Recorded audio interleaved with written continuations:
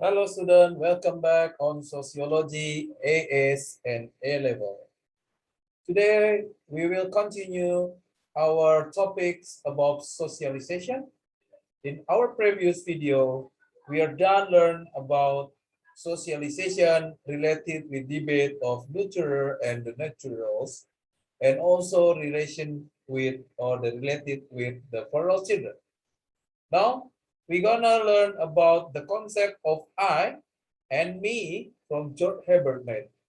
Before we learn about I and me, let us see the video of George Herbert Mead about the concept, the I and the me. Sociologists Charles Cooley and George Herbert Mead both thought that other people, could play a significant role in how we view ourselves. However, they differed in how they thought this might happen. Whereas Cooley thought that everyone that a person interacts with during their entire lifespan could influence our self-identity in some way or another, Mead thought that the process was somewhat more restricted.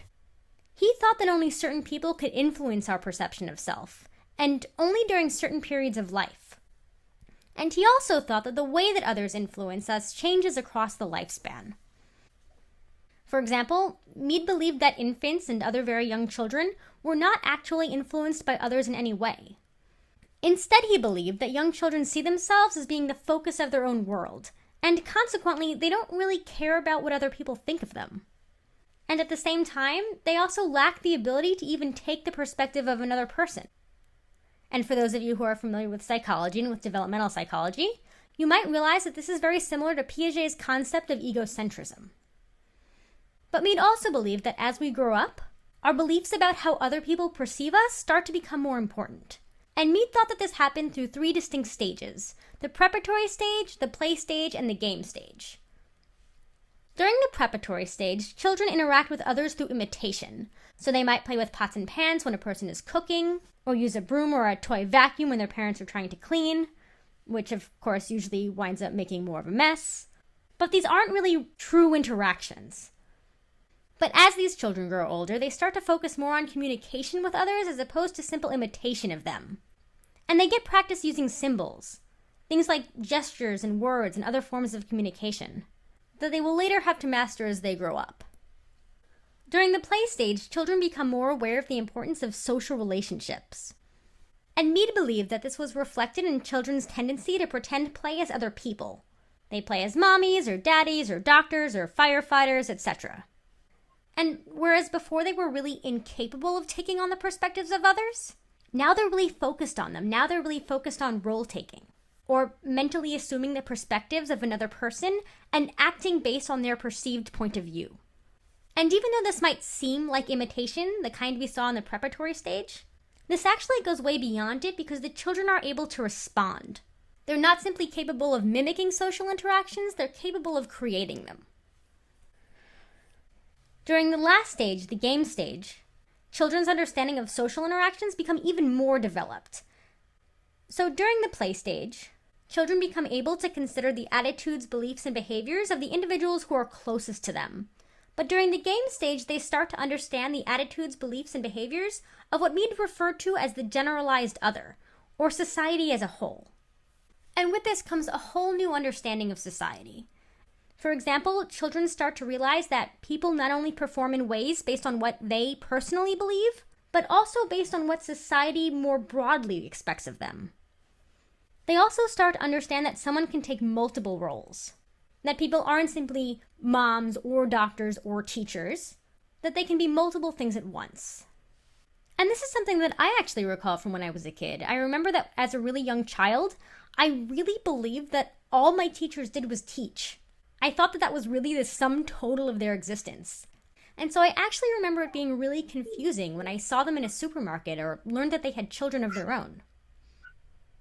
And as all of this is happening, as children start to acknowledge the generalized other and they start to realize that people have multiple roles, they also start to understand that other people must have opinions about them, and that those perceptions are influenced by how they act and what they say. And so in response, they themselves begin to be influenced by these perceptions, and they start to be concerned about the reactions of others to what they do. But they don't really care about the perceptions of everyone they come across. They're mainly focused on the perceptions of the significant others in their life. And by that, I don't mean a girlfriend or a boyfriend, at least not exclusively, but by all the people who have important relationships to that individual: parents, teachers, close peers.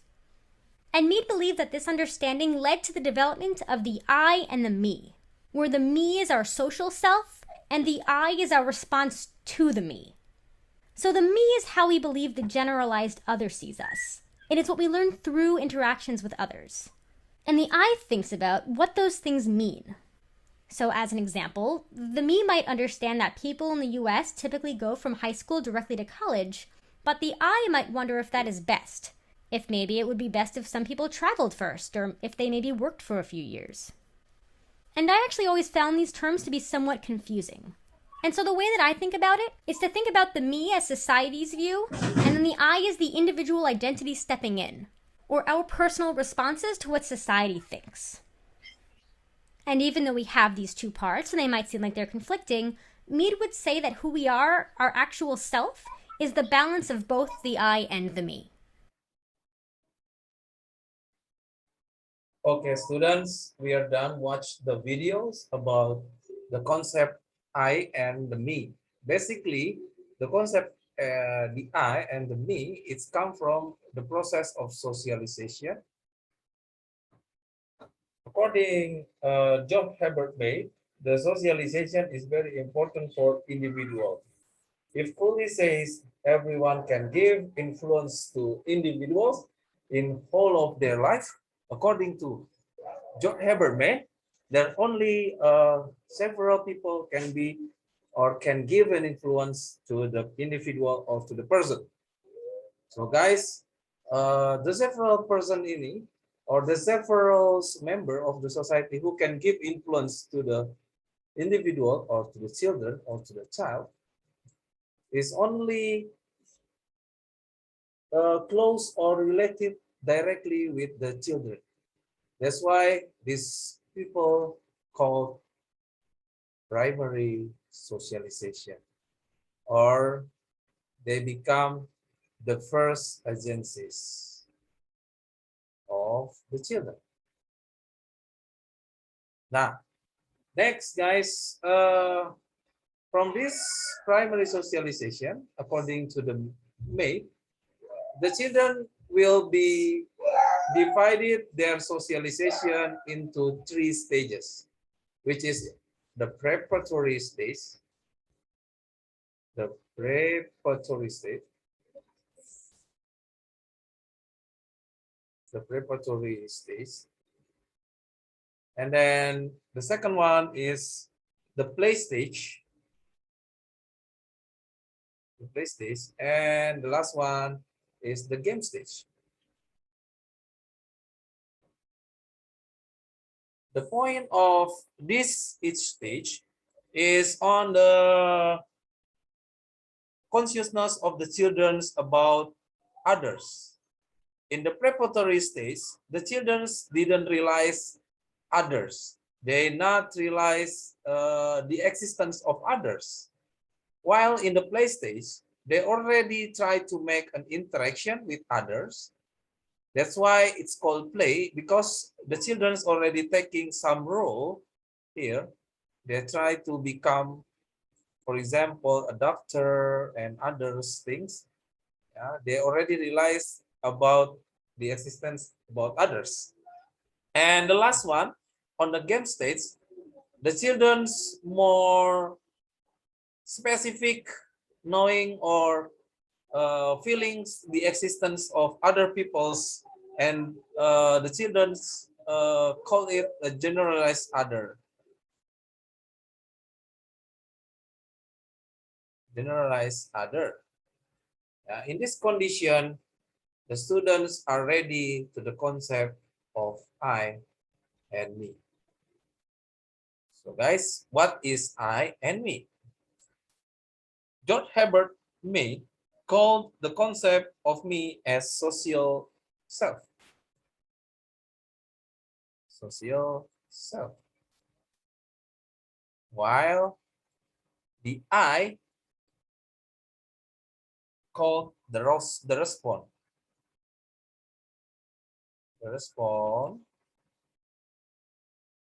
of me, or the response from me. Yeah.